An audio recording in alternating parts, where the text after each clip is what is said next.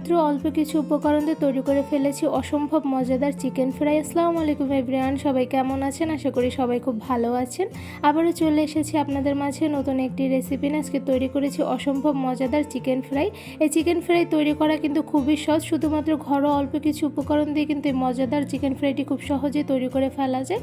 যা তৈরি করতে বেশি একটা সময় লাগে না, খুব ছটপট অল্প কিছু উপকরণ দিয়ে কীভাবে আমি এই মজাদার চিকেন ফ্রাই তৈরি করেছি রেসিপিটি আজকে আপনাদের সঙ্গে শেয়ার করব। তো দেরিকে শেষ চলুন এই অসম্ভব মজাদার চিকেন ফ্রাই তৈরির ফুল রেসিপিটি দেখে নেই।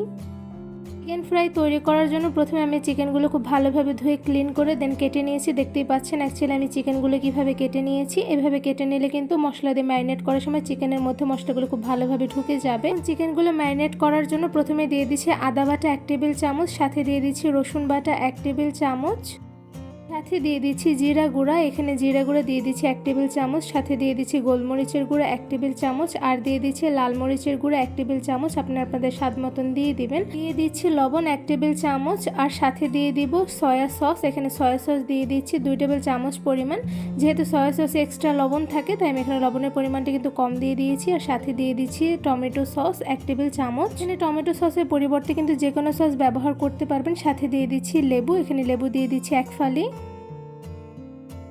এবার চিকেনের সঙ্গে সবগুলো মশলা খুব ভালোভাবে মেখে মিশিয়ে নিব।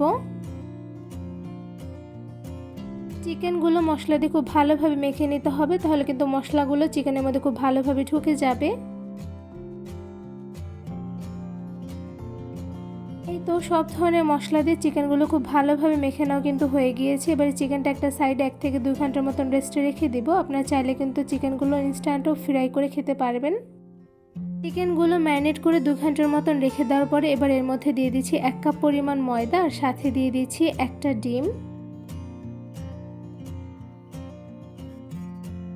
এবার চিকেনের সঙ্গে ময়দা আর ডিমটা খুব ভালোভাবে মেখে নিতে হবে। আর প্রথমেই কিন্তু আমি অল্প পরিমাণে ময়দা দিয়ে দিয়েছি, যদি পরে লাগে তাহলে কিন্তু অ্যাড করে নিতে পারবো। তো এরপর যে আমি চিকেনের সঙ্গে ময়দা ডিমটা খুব ভালোভাবে মেখে নিচ্ছি।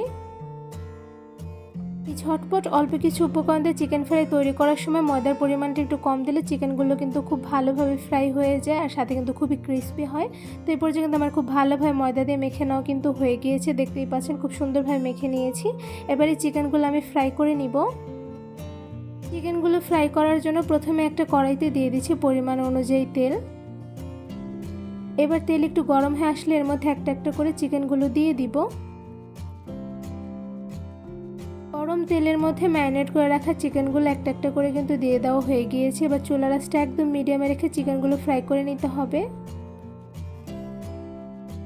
চিকেনের একটা সাইড কিন্তু হালকা পরিমাণে ভাজা হয়ে গিয়েছে। তো এই পর্যায়ে একটা চামচের সাহায্যে চিকেনগুলো উল্টে দিচ্ছি।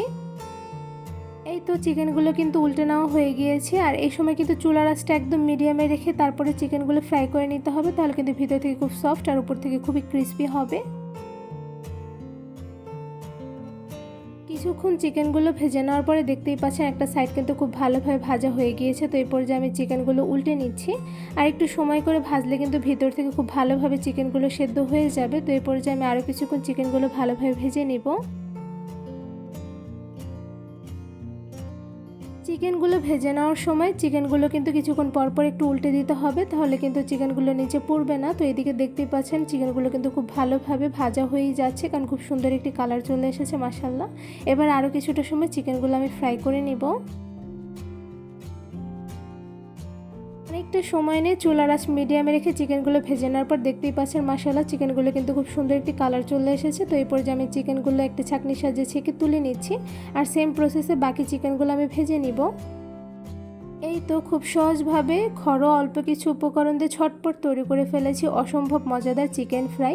এই চিকেন ফ্রাইগুলো মাশাআল্লাহ দেখতে যেমন সুন্দর হয়েছে, খেতে কিন্তু অসম্ভব মজাদার হয়ে থাকে। এই মজাদার চিকেন ফ্রাই তৈরি করা কিন্তু খুবই সহজ, শুধুমাত্র ঘরোয়া অল্প কিছু উপকরণ দিয়ে ঝটপট এতটা মজাদার চিকেন ফ্রাই কীভাবে তৈরি করে ফেলেছি তা কিন্তু আমার ফুল রেসিপি দেখে আপনারা বুঝতে পেরেছেন। আর এদিকে দেখতেই পাচ্ছেন মাশাআল্লাহ চিকেনগুলো দেখতে কতটা সুন্দর হয়েছে, সাথে কিন্তু ভিতরে খুব ভালোভাবে কুকড হয়েছে। বিকেলের নাস্তায় বা সন্ধ্যায় স্ন্যাক্স হিসাবে কিন্তু এই চিকেন চিকেন ফ্রাইটা খুব সহজে আপনারা ঝটপট কোনো রকম ঝামেলা ছাড়াই তৈরি করে সবাইকে খাওয়াতে পারবেন। সবাই খেয়ে কিন্তু খুব প্রশংসা করবে, সাথে কিন্তু খুব মজা করে খেয়ে নেবে। আর এদিকে দেখতেই পাচ্ছেন মাশাআল্লাহ চিকেন ফ্রাই কালারটা কিন্তু খুবই লোভনীয় লাগছে। আমি একটু চিকেনটা ছুটিয়ে দেখাচ্ছি।